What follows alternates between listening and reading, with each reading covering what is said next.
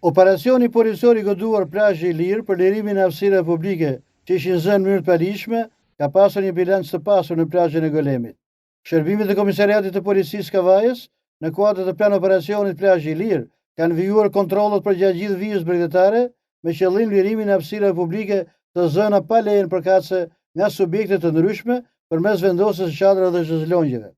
Gjatë kontrolleve në hapësirat publike në plazhin e Golemit, u hoqën dhe u sekuestruan gjithsej 116 çadra dhe 232 shezlong të vendosura në mënyrë të palishme nga 3 shtetës.